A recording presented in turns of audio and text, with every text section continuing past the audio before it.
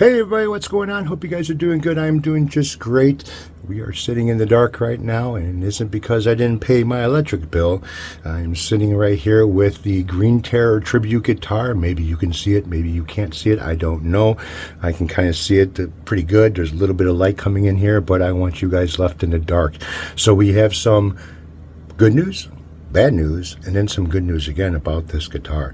So what I ended up doing is I went to Custom Paints and picked up some glow in the dark. It's called Alien Glow paint, and it works out pretty good. The only thing that kind of I didn't think of was, well, the clear coat that I'm using is by Spray Max, and it is the 2K. It also kind of helps protect with UV to keep from the paint from fading out or turning yellow. And I didn't think about this when I started painting this thing with the glow in the dark and then clear coating it. So right now I will turn on a black light, so you see the black light, and I will go ahead and start putting the black light over the body, so you can kind of see that it's not glowing with the pattern, at least not very well. I could see it, but it's not showing up on camera. And if I put it like close to the body and let it charge up a little bit, yeah, see, nothing's going on here. Why? Well, this is kind of my fault. Right now, as it looks, I can see the crisscross pattern. You probably can't see it very well in the camera, but I could see it, and I can see the blue. There's a little bit of a blue tint here. Now, let me get something else over here. This is a UV keychain. Well, you can't see it right now, but I have a UV keychain LED light that is for charging up anything that glows in the dark. So I'm going to go ahead and hit it with this. And I'm going to start kind of giving this thing a little bit of a charge. Trying to, at least.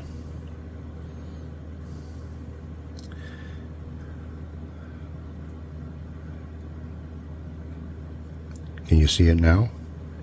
I could see it, but maybe you can't see it.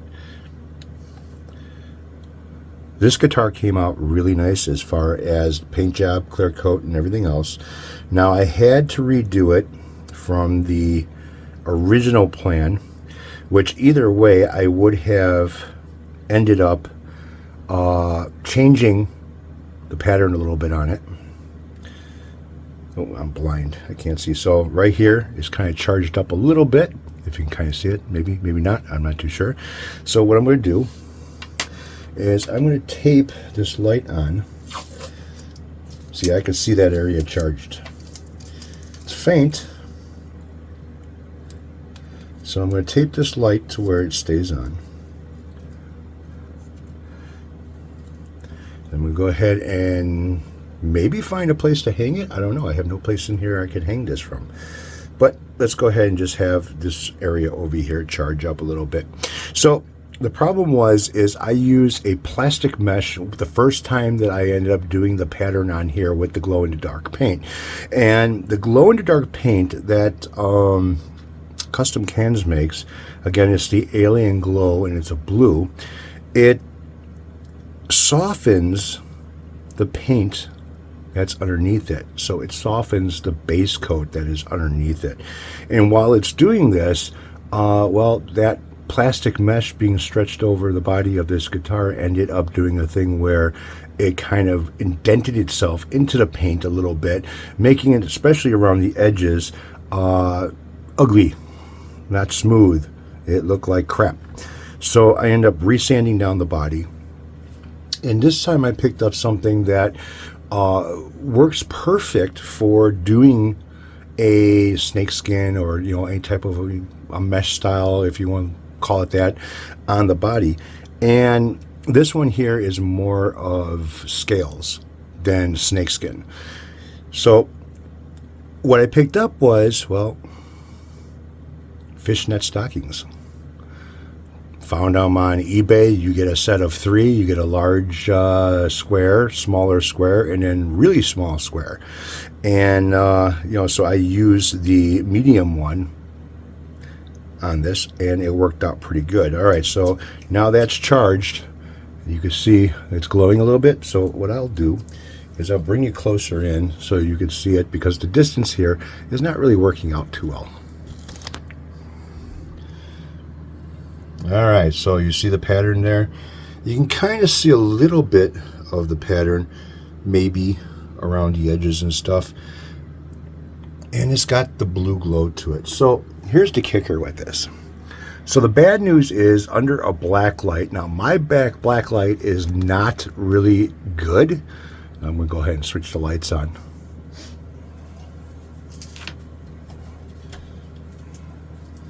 My black light isn't really good. It's kind of a low-powered black light. It's about a 2-foot bulb that's inside there. And let me tell you, it works for some stuff, but doesn't work good for others. Let's put it to that way. Now, as I'm speaking here, the fluorescent lighting that I have over my head right now are LED bulbs. And they're not fluorescents, they're LEDs. And it's actually charging this up right now. All right, that's the good news.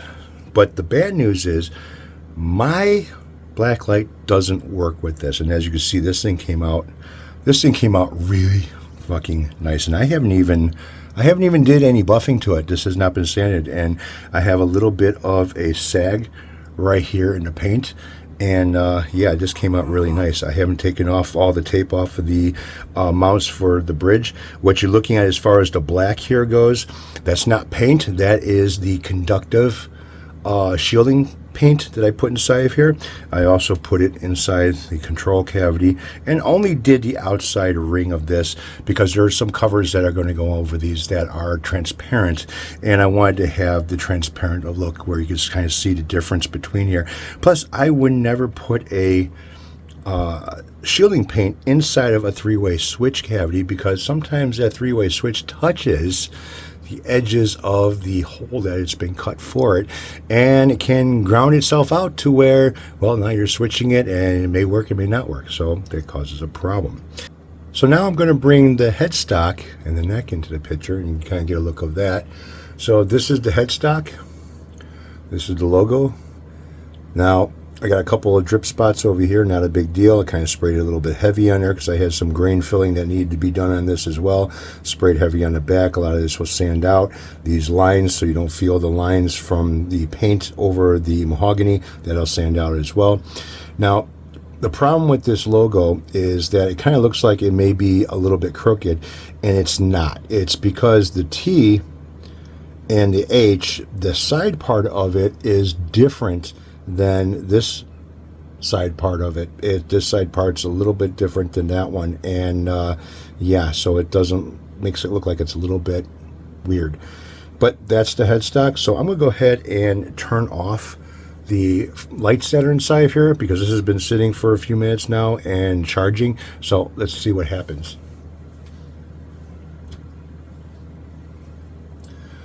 Better glow. So here is the headstock.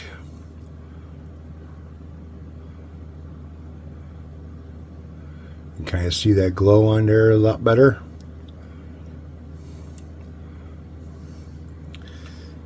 Here's the body. You can see that glow on there a lot better as well.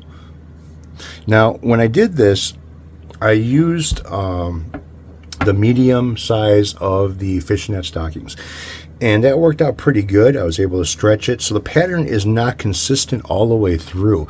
Well, neither would be scales, you know, on a dragon, or say, you know, anything for that matter.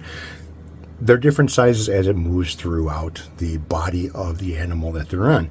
So what I ended up doing is the foot part that's down here is where the mesh is a lot tighter.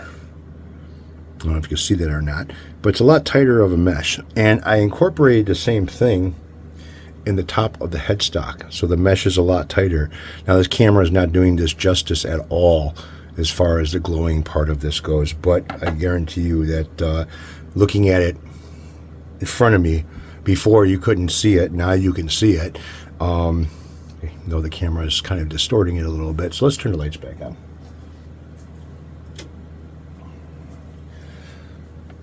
So the original owner of the guitar, which is long passed away, this was his artwork that he put on here. And then I got his initials exactly the way they were written on the back of the headstock. I mimicked them and put them back on here. And again, with this might be a different size. It might be a little bit bigger than the original one, but it is his drawing. And I ended up putting that back on the headstock. So this, in a few days, will be ready to start wet sanding and buffing out. Again, I got a little bit of a sag over here. It's not in the paint, but it's more in the clear coat. And I'll be able to get this thing started assembling and getting it back out to the owner. All right, you guys take it easy. Have a good one. I will catch up with you all later. And, enjoy your Memorial Day weekend. All right, guys. Later.